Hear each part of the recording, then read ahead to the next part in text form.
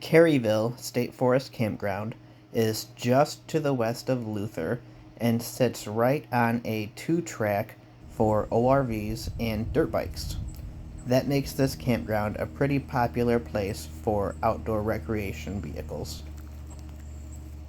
You actually have to cross one of the ORV trails just to get into the campground, and I found that it seems to be a pretty popular stopping point for people traveling long distances on the ORV trail.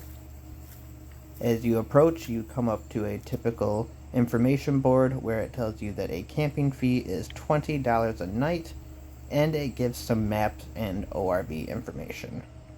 Right when you get into the campground, there is a water spigot way out in the background there, and there are a couple of others throughout the campground.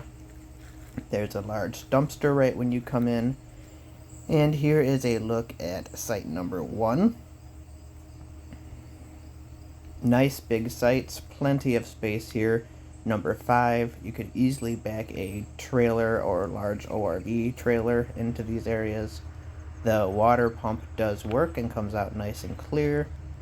Here's a look at campsite 24. There are well over 20 sites in this campground, extending through a few different loops.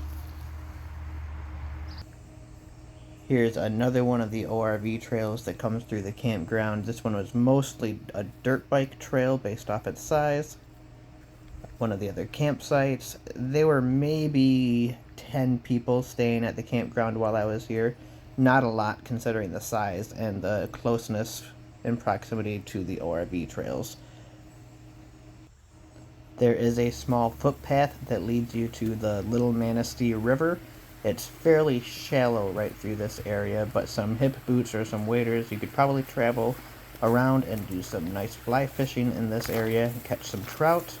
Overall, this was a nice little campground, especially if you're willing to put up with some ORV traffic noise.